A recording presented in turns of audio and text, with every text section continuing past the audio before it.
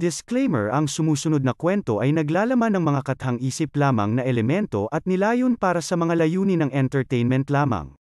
Anumang pagkakahawig sa mga aktwal na tao, buhay o patay, o totoong pangyayari ay nagkataon lamang. Ang mga pangyayaring inilalarawan sa kwentong ito ay gawa ng imahinasyon ng may akda at hindi dapat bigyang kahulugan na sumasalamin sa katotohanan sa anumang paraan. Isang introvert na nakatira sa lungsod. Ikaw ay nakulong sa iyong apartment ng isang misteryosong figura na lumitaw sa gabi. Iniisip ng figura na natutulog ka. Ang figura ay isang pitch-neck-long blob na may matalim, mapanganib na parang galame na mga dugtong na nakausli mula sa tagiliran nito. Ang figura ay nagkakamot sa mga dingding sa iyong apartment. Habang ang figura sa mga pader, pansin mo halos lahat sanay sa gawaing yon. Walang darating para tulungan ka. Hindi alam ang intensyon ng figure.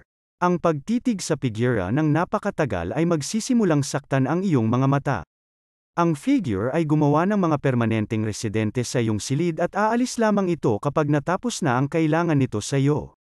Maaaring sinusubukan ng figure na hadlangan ka para tuluyan kang maliga, bagaman hindi ito ang intensyon.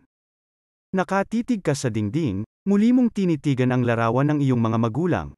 Umaasang titignan mo ito at magbabalik ito sa dati, na parabang patunay ito na isa itong panaginip. Hindi. Ito ay nananatiling basag. Ang malalalim na kalmo sa iyong ina at ama ay lahat ay nagtatagpo sa iyo sa gitna.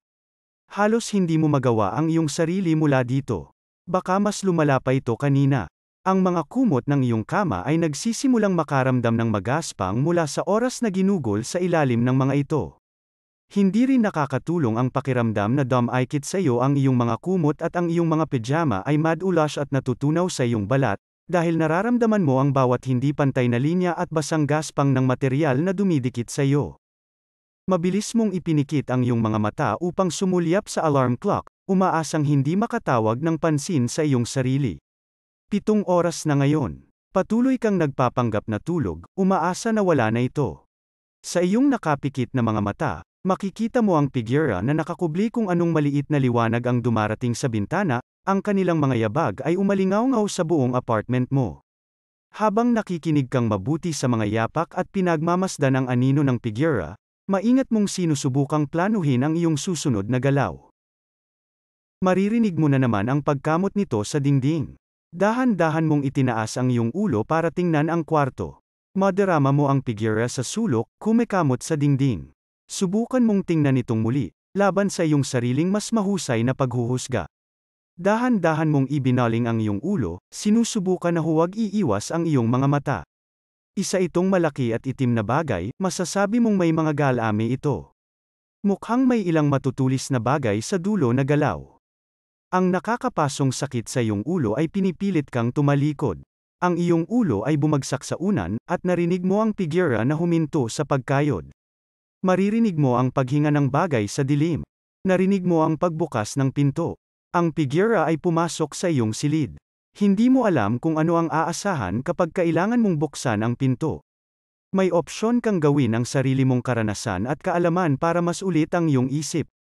Hindi mo hahayaan ang iyong sarili na mabiktima ng kabaliwan. Darating ang panahon, ang simula ng wakas. Ang oras at pagsisikap ay dalawa sa pinakamahalagang bagay sa mundo upang magawa ito ng tama.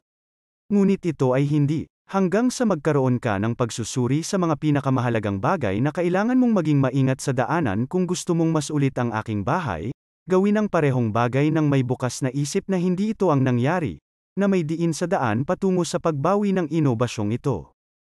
Magbigay ng paraan para sa susunod na ilang taon upang makabalik sa orihinal. At sa kabilang banda, kung gusto mong makuha ang pinakamahusay na paraan, kakailanganin mong sulitin ang iyong buhay bilang isang bagong henerasyon upang maging kayang gawin ito ng tama. Salamat sa pagpapahintulot sa amin na akitin ang iyong imahinasyon, pakiligin ang iyong mga pandama, at dalhin ka sa mga mundong parehong hindi ka panipaniwala at nakakatakot. Ang iyong feedback, komento, at pakikipag-ugnayan ay nagbibigay inspirasyon sa amin na patuloy na itulak ang mga hangganan ng pagkukwento at upang lumikha ng nilalaman na sumasalamin sa iyo sa malalim at visceral na antas.